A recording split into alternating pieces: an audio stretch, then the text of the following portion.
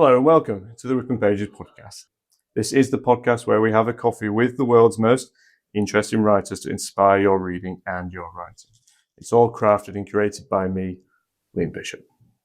Today we really are having a coffee with one of the world's most interesting writers. It's time again for one of our live coffee conversations. We're talking to Deepa Anappara live in London. But it's 1869, not here, but in the book that we're going to be discussing. Tibet is a forbidden kingdom and closed to foreigners.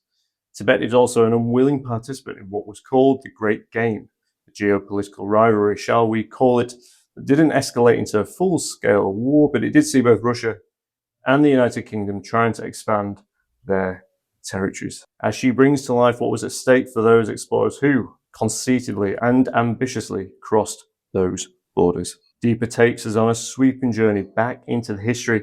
For me, what I loved about this novel, though, Deepa, is that it is for sure a prescient exploration of boundaries and borders, but it's also a hymn to the complicated emotion of grief, as well as that it's just a really good example of good storytelling. Your previous novel and debut novel, Jin Patrol on the Purple Line, was longlisted for the Women's Prize for Fiction, was named as one of the best books of the year by the New York Times, the Washington Post, the Guardian, and NPR. She's also co-edited Letters to a Writer of Colour, a collection of personal essays on fiction, race, and culture featuring writers such as Madeleine Thien and Xiaolu Guo. Deepa, delighted to welcome you on the Ripping Pages. I'm so happy to be here. Thank you for having me, Liam. How was your journey in? It has been okay. It was okay. Yeah. Well, I'm glad you're here, and I'm glad we could get this together. And this is another one of the live coffee conversations that we're having on the Rippling Pages, and we've got this nice stack of books here. We're going to get into some of these, but before we get going, I'm just going to remind everyone that if you enjoy this episode or any previous episode of the Rippling Pages, please let us know. Let us know by leaving a 5-star review on your favorite podcast provider. When you do that, you can leave a comment, you can leave a question, tell me what you enjoyed, tell me who you'd like to see on the show, tell me what you love about Deepa's work. But otherwise, Deepa, should we get into it? Sure. Okay. So you sound a little bit nervous. Okay. I'm okay. Yeah. What I want to start on is the mountains, and we start high up in the Himalayan mountains. Imaginatively, you are just in this incredibly expansive space. Can you just give us a bit of an idea, Deepa, how you piece this together and how you started building this world? I have visited the Himalayan mountains from the Indian side. When I lived in Delhi, even today, it's very common for people to travel to the mountains if you have a long weekend. So the mountains are, it's like a getaway space. Yeah. And the air is much cleaner. You can imagine Delhi is very polluted. So people tend to go up to the mountains. So I was familiar with the Indian Himalayan side. And parts of the Indian Himalaya, which is in this region, the capital is Leh. The geographical region there, the landscape is very similar to Tibet. Wow. So that was my, initial understanding or initiation of Tibet, because I only visited Tibet after I wrote the novel. Yeah. Before I started writing it, I had to have an idea of, what the altitude might be like, and it's like a mix of desert and mountain landscape, and what that would be like. So I could only understand that through the experience on what is today the Indian side of it was called Little Tibet in the 19th century. So you didn't go until after you'd written the novel. So when you started writing there, how did you build up a picture of what this world was like in the 1800s? So the first part for me was to understand the landscape, really, because it's a novel about geographies and a person's experience, like the character's experience of that landscape. So understanding that was the first part for me, really. And it was helpful that I had traveled in those areas, including the border areas. So India has a border with Tibet. So I had traveled up till there. And the early survey expeditions, which the British ran from India, that place, I traveled up to the Tibetan borders. I had a good understanding of the geographical landscape. Then I read a number of books. So this book involved a lot of research. So I read a lot of 19th century accounts of traveling from, parts of the Indian subcontinent. Yeah. Because it was in India as we know it today, obviously in the 19th century, even though the British at that time were bringing these different kingdoms together. But the good thing is that the British kept meticulous records. So everything that they did in India or any of the colonies, there were always records. Oh, okay. And those records were obviously curated. So it's, that is a bad part, that it's not really the truth, but it is the truth that the colonizer wants others to perceive. But those records are there, and they're still there at the Survey of India, which is in Dehradun today. Right. And that is actually the government official, the official department for doing surveying and mapping within India today. Right. But previously it was under the British, and they used it for, their projects, which were usually to do with furthering the imperialist ideas and, pushing through, like creating a more expansive empire. And part of that was achieved through map making. The political dimension then. Well, it sounds like there was a political dimension to map making. Map making is a very political enterprise, it sounds like. It's always been that way. And I think we forget that because, even to get here, I used Google Maps today.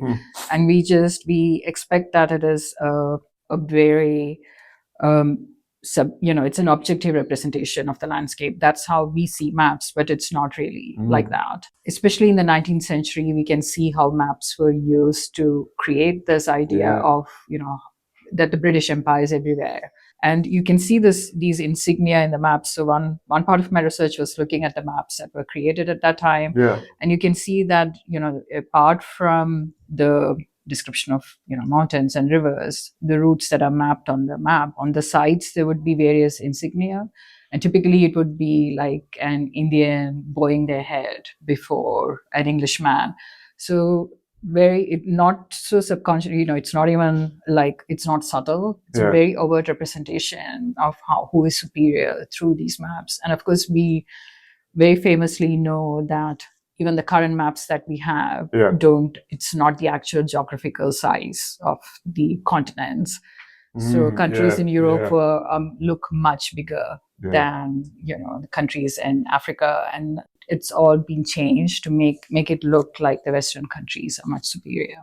So where are these maps at? Did you look at them? Yes, I did. So some of them are here at the Royal Geographical Society. Okay. So they have archives, and many of these maps and the original letters can be seen there. What the British officials did was to put together these maps. The Indians would go into Tibet and bring back information. Then a British officer would put the map together. Typically, they would read a paper at the Royal Geographical Society, and it would be published in the Royal Geographical Society's journal. And we can see the maps in the Royal Geographical Society's journals. We can see the original letters and the maps that they put together in these, in the archives at the Royal Geographical Society, the British Library, and at the Survey of India. And so you spoke then about this idea of there was some really over prejudice, I guess, to some extent within those original maps. And for you looking at these maps and writing this novel, what kind of feelings did that stir? I guess, where did the story come from? Did it come from looking at these maps and going, oh, there's a really interesting story to tell? Or was it more were the maps a process that you started looking at when you started writing the novel? I'm trying to get an ascertain what your feel, because you sound like it must have been really interesting to discover all of these and go into these archives. But where did then the story start? When did you start plotting out that? It started with this Englishman's account that I found in a secondhand bookshop in Leicester Square, which doesn't exist anymore.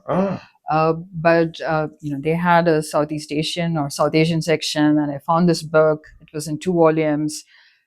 It cost £25, which is a lot more than I usually pay for books. But I actually did pay because I was so fascinated by his story. And it's about him traveling to Tibet in the 19th century with 2 Indians. And I was fascinated by that relationship between the Indians and this Englishman who was very arrogant. He was a very stereotypical Englishman. At least that's what I could perceive from what he had written. He seemed very arrogant, very certain of what he was doing and why it was important to do these things, to go into Tibet. And, he was actually a Daily Mail correspondent. And he used to But the Indians were keeping him alive, and he did not see them as his equals. But at the same time, he says he was very grateful for their work, but then he also talks about whipping them. And I thought that's a contrast that's really, fiction is a good space to explore those kind of contradictory emotions and sentiments. And then, but then once I started looking into expeditions into Tibet in the 19th century, I found out about how the British trained Indians to conduct these very secret, covert spying expeditions in Tibet. So for them, they were afraid that the Russians would enter India through Tibet. So they wanted to push back Russians. So they wanted geographical knowledge, because that awareness of, that spatial knowledge of, so which is why they sent Indians to collect all that information. Gosh, how fascinating. I mean, and you've uncovered quite a lot. Well, you've uncovered loads, but in terms of, there is this sense of conflict, a greater conflict. And you see some of that in the novel, but there's a real sense of a great conflict happening around. It may be a conflict of ideas, conflict of it's a territorial conflict on some level. I guess it makes me think about the idea you're speaking about, the idea of maps as political. That has informed somewhat of what we know about the world today. So in terms of distances, or, where a mountain or a lake is located, maps can be quite accurate. But some of the things that maps can't see are the kind of relationships that may exist between a line that's drawn as a border.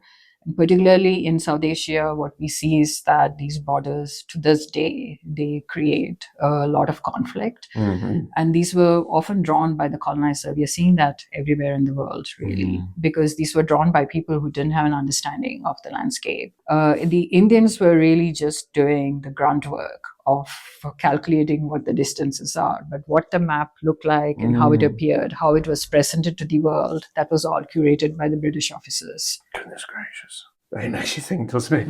It makes you think. We'll come back to maybe maps and charting territories, because let's focus on some of the characters. And we've mentioned a few there, but you've got this captain, who is a very interesting character, but then you've also supported by this team and a chap called Balram. Can we talk about those two for a moment and their relationship? So the story did start with these two characters, because that was the question that I really wanted to answer through the novel, which is what would their relationship have been like, and particularly away from the site of the empire, because within the empire there are all these structures that protect the colonizer, but in a landscape like Tibet, which is very isolated, and the average altitude of Tibet is 13,000 feet. So it's incredibly high, and if you're not used to it, you don't get enough air in your lungs. It's higher than the Yorkshire Dales, that's for sure. It's higher than what's out in Essex. But it's a very high. Sorry, to be flippant. This is like sea level, or probably we are essentially at sea level, I guess, here. And in Tibet, you're looking at 13,000, 15,000 feet above sea level. But I saw the captain as someone, because he had already done different surveys in different parts of the Himalayan mountains, which are, very high. The altitude can be high in other parts as well. And I also, as I said, I did not want to make him a cliche, or, in some ways, at least, I tried to move away from that, I hope.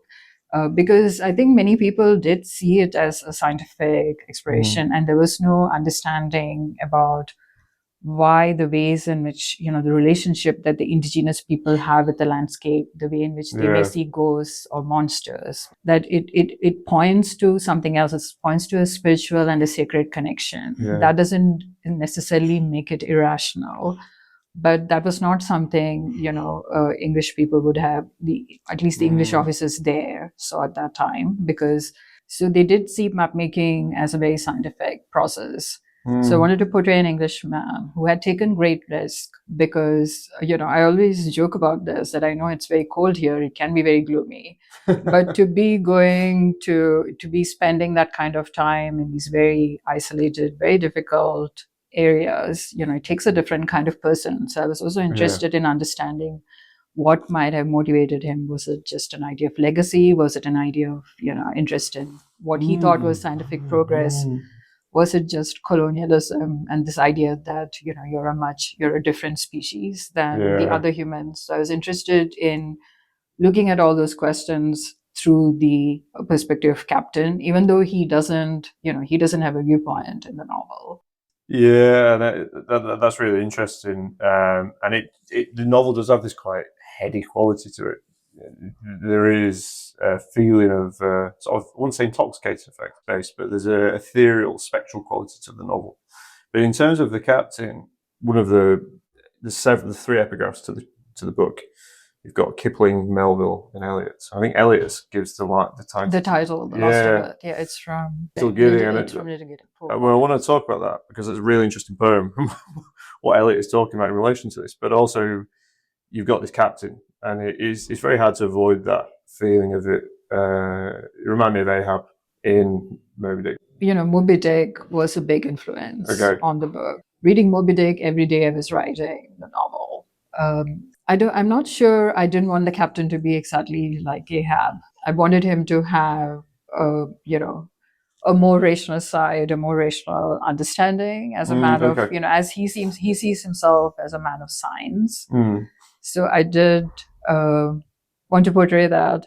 And I hope by the end of the book, when we hear more from him, there's more of an understanding of why he may have done some of the things that he has. We don't get that from Ahab, do we? But it's just what also made me think about Melville was this idea of how you seem to, and I noticed this in Jin Patrol on the Purple Line, how you nomenclature, naming things. And Moby Dick is obviously this very famous opening line about whether the character, the narrator names themselves. But the Captain doesn't have a name. He's the Captain. And I think he's the only person in the book that doesn't have a name. And I don't want to focus too much on the colonizer too much within. And if we think also to the maps, what is given a tag, and how that is referred to. It's something you can do as a fiction writer, I guess, because in real life, actually people do remark on names quite a lot, because, with Indian names, of course, the Western audience might not know what the name actually means, but people might say, your name actually means, say for Deepa, it's related to light and brightness. So people might say, oh, you're a very gloomy person, though you have this name. And so when I pick characters' names, I really think about their character and, what are their traits and whether they represent the name that they have. With the Captain, I was very sure I didn't want to name him because, all the accounts are by British officers, and the Indians are never named. So to this day, we don't know the full names of many of the Indians who actually went into Tibet. And with this book, what I really wanted to do was to write a 19th century novel. But that was really my intention. I wanted to write a 19th century book using many of the conventions of that time. Something that would speak to the 19th century Victorian adventure novel, but also, subverting some of the tropes. Yeah, it does do that. And the register sometimes has that Victorian diction, I guess, which I find interesting because if you think about, letters to a writer of colour, some of the essays in there, what they say about the Western canon, that seems quite, what's this relationship you have with West? And maybe this is where we talk about Eliot's poem, because that is quite an interesting poem to choose that gives a title to the book. But Eliot's poem, those lines are actually quite famous, aren't they? Because what he's saying is that, essentially he's saying we come to the end of our explorations when we return to ourselves. So the lost of earth left to discover is that which was there at the beginning. And I felt that spoke in many ways to me, it speaks to the themes of the novel. And it also speaks in some ways to the imperialist impulse, even though it was Eliot who wrote it. But in some ways, he seems to be saying that there's no point in, traveling around the world if you're not really looking within, which is why I picked the lines for the epigraph, because I really felt that if you read, if a reader comes across that in the first page, then they understand what the book is going to be about. It's not a typical adventure novel at all. In many ways, it's asking these philosophical questions, which is my big debt to Melville, because Moby Dick is, it is a chase and it's a quest novel in very basic form, but he takes so many. Yeah, I guess the novel was not popular when it was published, and I wonder if that's because there are so many digressions and spend so much time telling you about the different types of whales and the different ways in which you can cut a whale and slice a whale, and you might lose the reader if you do that. But part of the reason why I was reading Melville when I was writing my novel was to give myself that courage. That this is not just, I don't have to follow these, the ideas that may be in very modern, perhaps popular fiction, that the character has this very clear trajectory and we don't really stop to look within. I felt that in a journey, as is the case, on Pequod, you were spending a number of hours just by yourself. I mean, sure, you have people around, but it's the same thing if you're climbing a mountain or going on a trek. You have a number of hours in which you're essentially with yourself. And there's the exhaustion, but it's also like, it's time to think. Yes, and that's making me think about Catherine, who I really want to spend quite a bit of time talking about. And there is a real sense sometimes that these characters are, so that sometimes you can feel more lonely when you're surrounded by people, and that's how I felt about some of the characters, but particularly Catherine. And I think what we might do is we'll speak about Catherine after the break. Do come back, please come back, Deepa. That'd be great. So I'm not just talking into the wall, but we'll talk more about the Last of Earth. Okay, did you know that there's a Rippling Pages Patreon? For a small monthly fee, you can get exclusive member benefits, including Rippling Pages merchandise, specially curated craft insights, an exclusive private podcast for Patreon subscribers, and exclusive reveals of upcoming guests before anyone else. And you're gonna get actually is you're gonna get a close read of Deepa's book. So tap if you're listening to this. There's a big heavy hardback here, so you're going to get a nice close read of a passage within Deepa's book. Okay, shall we get back into it? Let's get back into The Last of Earth, and let's get back into speaking about this with the writer of that book, Deepa Anappara. Welcome back to the Rippling Pages. I'm literally here with Deepa Anappara. We're talking about her novel, The Last of Earth, published by One World Publications. We've had a top-up of coffee, and we're going to get back into this deeper. And I've got loads to talk to you, loads to talk with you about. So let's get into it. How was your break, Deepa? Did you have a nice break? I did. Good. You feeling ready for more? Yes. Good. Well, I want to talk before the break. I wanted to talk about Catherine, and she is a very interesting character for lots of reasons. Can we just start by asking who she is and why she's up here in the mountains? So Catherine is a biracial woman. She has an Indian mother, and then she has an English father. She has been traveling to what she calls the Orient, which would have been, parts of India, Sri Lanka, China. She has an interest in the region, which she hasn't quite unpacked as to the reasons why. So she sees herself as a female explorer, working in the same genre as, say, the Daily Mail correspondent. But she's very aware of the limitations and that she is, she has to face the restrictions that she has to face because she's a woman in Victorian society. And one of the interesting things I read was that many of these women, when they came back to London, they would go to church, they would always have chaperones when they traveled around. So they had to portray this, this image of someone who closely followed rules. And that just because they traveled to these far-flung places, it didn't mean that, they didn't follow the rules of society.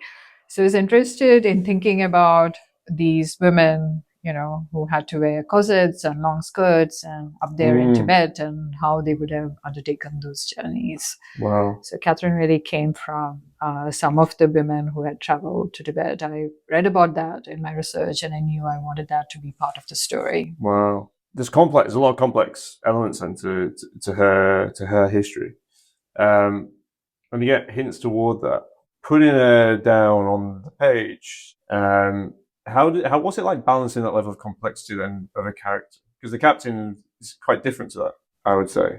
In some ways, thematically, you can see some similarities in what the captain says and what Catherine is thinking about. In some chapters, you can see that their responses to events are quite the opposite. So the captain has the strong belief in numbers and in distances and maps because he sees that as a scientific method of surveying, whereas Catherine feels that one's observations may be more true. And I think it's, in some ways, as fiction writers, we say that fiction contains more truths than, say, nonfiction, and fiction can be a place where we can be more truthful, for instance. So there is that. It's not quite that they are entirely different.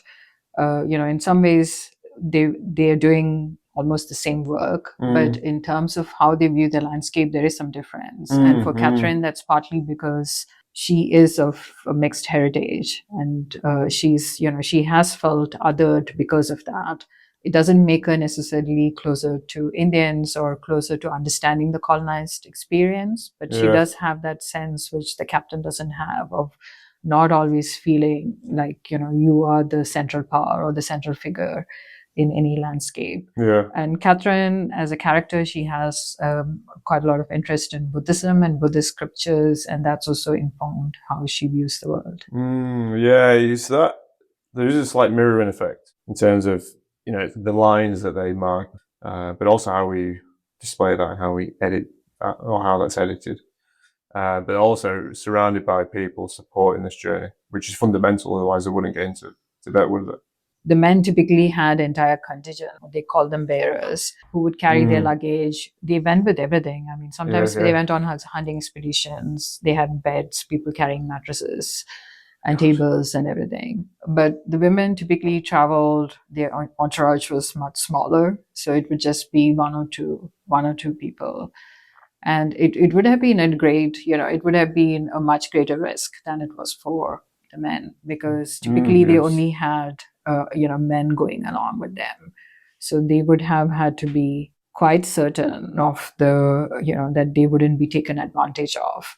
In fact, in one of the accounts that I read, there's, someone who went into Tibet, a woman who went into Tibet, and she was very evangelical idea of spreading Christianity. And she had 2 Chinese servants who did cheat her and, who revealed her true identity to the Tibetans.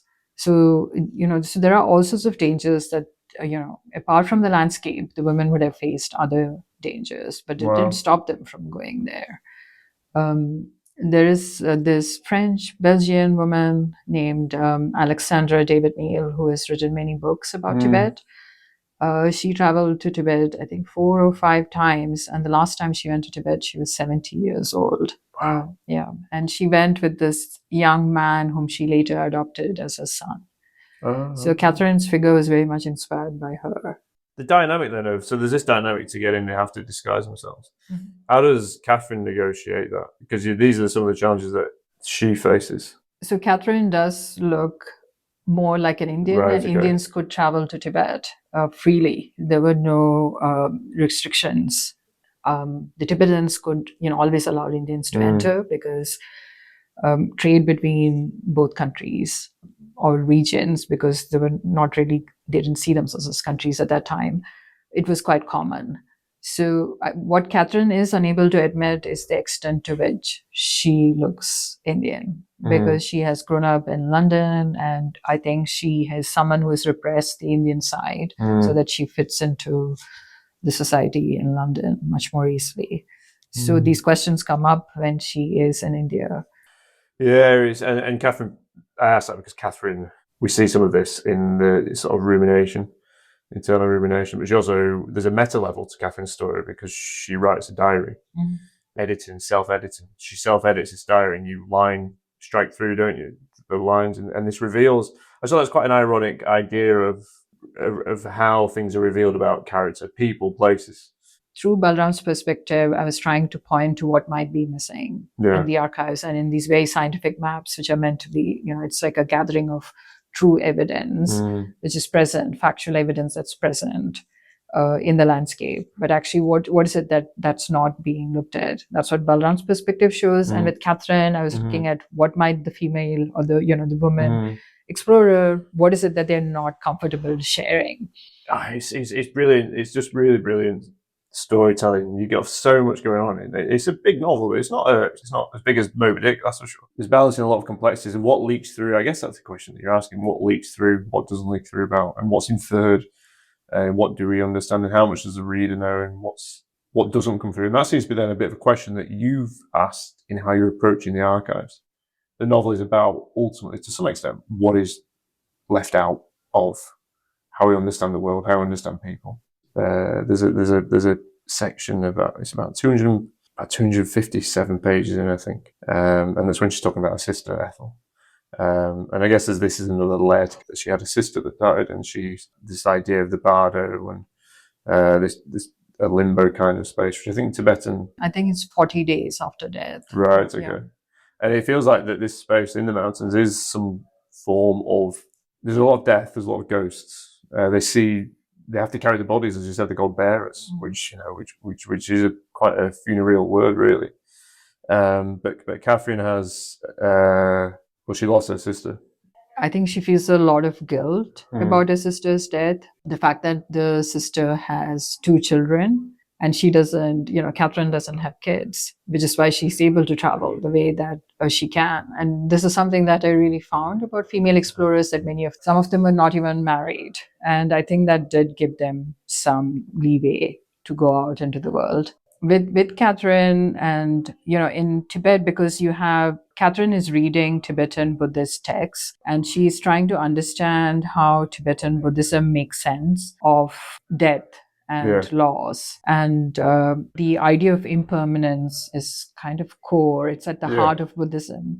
It's something very difficult to absorb or imbibe when, you are grieving yourself. The notion that everything is impermanent doesn't really bring you peace, but she is struggling with that question. And, when she's spending all these long hours by herself, she is working through some of those questions that are there in her about whether she could have done more, whether she should have been present. So just like the captain is thinking about what is making him travel through Tibet, I think Catherine is in some ways negotiating that question. Yeah, it really.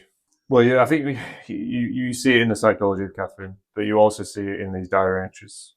And the fact that she strikes through some of what her thoughts are on her sister shows that she's really struggling with these ideas, as you said. It's also that her previous books were letters to her sister, and they were published as letters to her sister. So her 2 previous books about traveling through the northeastern parts of India, and the second book is about traveling through Tibet. Those were written as letters to her sister, and then they were published. And the 3rd time, she's struggling to find a form. She is an unsuccessful novelist. She's written a novel that didn't work. And so this time she's going in with a lot of anxiety and trepidation about how she's going to present this work if she can't write to her sister. And the strike-throughs also are a way in which we are seeing how she's struggling to find her voice. It's that thing of, it feels like there's a sense of company in the mountains, but she's very alone alone up there and out there, and in the world. Is it a form of grief then? Because you spoke about the ideas of the sense of impermanence and Buddhist teachings, but is this a form of, would you call this grief then, or? I think she has always been interested in traveling, and she is someone who's done that for a long time. And it is for her because she doesn't really understand the structures of society otherwise, and it is when she's away from all that she feels most like herself. But on this journey, because it follows the death of her sister, she is being chased by a different set of ghosts, perhaps. Is that a form of grief? It might. She is grieving. Okay. Yeah, okay, for sure. Okay. I should add that she is hoping for some answer to that grief while she's walking through these mountains, and perhaps this idea that if she can see the see Potala Palace, it's not just about ambition, but it's also about making it feel as if the huge sacrifices that she has made in terms of moving away from her family and undertaking, going on these expeditions and not being near her sister. Perhaps it will, all this will have some meaning. So this is a way in which she's explaining it to herself. So it could be a displacement of the actual emotion of grief. And is it? I'm going to leave it to the reader to figure it out. It just seems interesting because what we said about still seems to be something in that pursuit that is meaningful, at least. Think about the complexity of these characters, their identity. Think about Catherine. I'm just thinking back to those essays that you edited. For me, when I was reading the essays, some of what was clarified for me was that my experience was not an isolated one. Sometimes it can feel like, are you responding to something because you're a sensitive person? Are you sensitive about your art? Or are you sensitive to criticism? Is it that you're unable to take on board feedback that's based on, objective feedback, let's put it that way. What I understood was that many of them were, looking at the same questions, facing the same challenges. And what a book like this does, what Letters does, I think it makes you feel less isolated. You can feel that you're going mad otherwise. And I've had that experience. Yes. When you're in a workshop and you're the only person, who's from the global majority and everybody else is white. And then they don't understand what you're writing about, or they will ask for explanations, even though those explanations will be in some ways redundant because your character knows all this. Yes. In the West, those questions are not discussed. They're not there in any creative writing handbook, which are very based on, it's centered on a very Western viewpoint. And I always say this, when someone is, as a brown person in this country, if someone is being mean to you, you never know, is it because they're being racist or is it just that they're having a bad day? You can't tell, so you have to give and it's somewhat similar when it comes to writing. If someone is saying they don't get what you're doing, you don't know, has the writing failed or is it coming from a lack of understanding of your culture, of the world in which your characters live? What this book did for me was to tell me that I was not isolated, I was not mad. Everyone is going through these things. So for me, what it did was, it really told me that, I could write the way I wanted. It was okay to do that. Because it is a book about, it can help anyone about writing, but there's so many core personal experiences that, and the way that you write about your personal experience of your sister, of losing your sister, and how other people write about. Because I don't think I've read like a book of criticism where I've learned so much about writing, but I've learned so much about people's different experiences of trying to get published and writing, and also some of their personal challenges in. Yeah, thank you. I'm so pleased to hear that. Not in terms of, the challenges people had to face, but that it really spoke to you because, everyone says it's difficult for everybody in the industry, and that is true. Yeah. It is a difficult industry. It's difficult for anyone to get a break or to be published or to have a career in these days of AI and everything else. But I think there are a very particular set of challenges that you face when you're writing about a non-Western country, and if you're from a non-Western culture.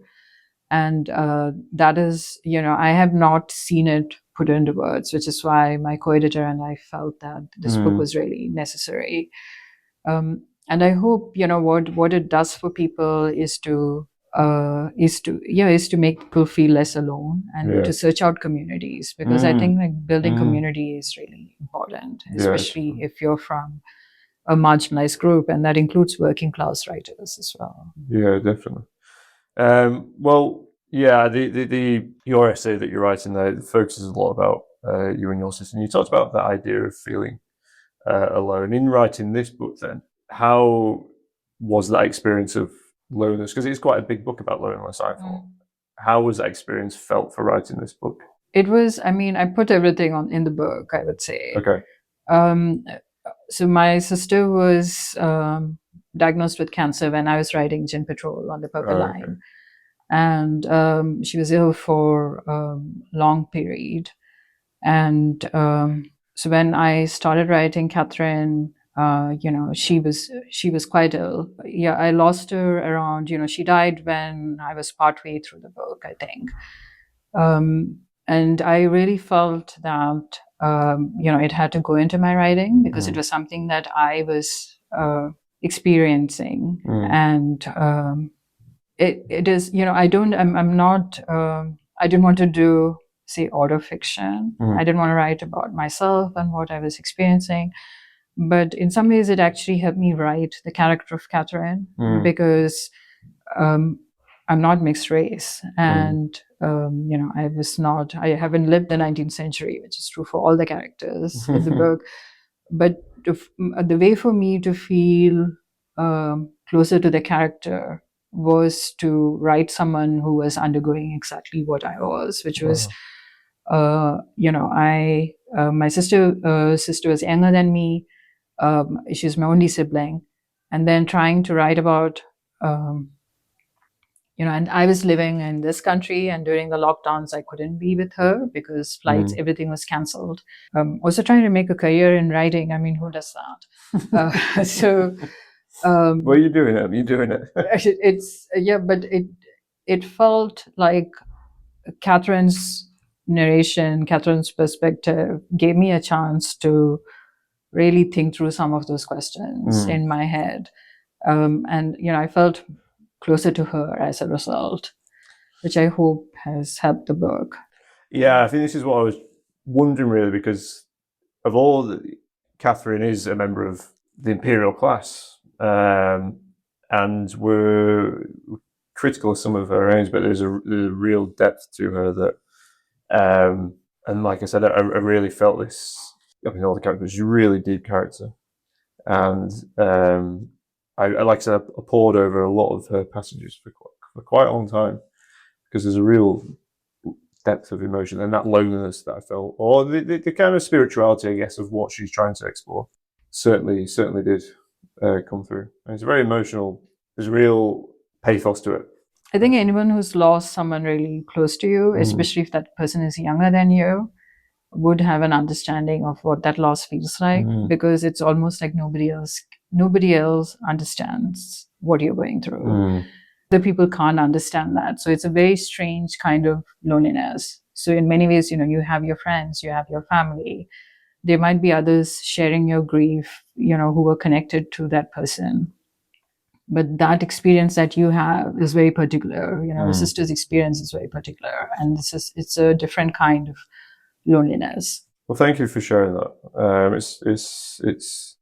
But the novel then is it's such a central novel. It's really evocative. Catherine's experience in the world. She feels it as well on some level. And when we feel it, we feel like we're there. It is a cliche, but we feel like we're there. We're in the mountains with her, and we're occupying. It feels like we're occupying some of her space sometimes. And I hope that perhaps people, I don't know, take something from Catherine's experience at least. I don't know if that's what you hope for. I was hoping for an answer for myself. Okay. This is how I write. It doesn't always work that way, but I will say that for me, this book, irrespective of how it does in the world or how readers respond to it, Tibetan Buddhists, how do they understand loss and how do they understand grief? And I thought that was really helpful for me to see beyond my immediate experience. In that, grief can be isolating, as we just talked about. But to see how, other people understand grief and what is, how does what's the role spirituality plays in understanding that as someone who's quite agnostic. Well, it's a fantastic novel. And as you can tell, it's got so many layers to it. As you can tell, people have got to go out and read it. If you're not inspired to do so now, then, it's a fantastic. I mean, I've read it several times now and want to read it more now that we've spoken. But, well, in any case, The Last of Us is out now. It's a big, beautiful hardback. Go out and buy it. But for now, Deepa, thank you very much for joining me on Everything Pages. Thank you for having me. It's been a pleasure.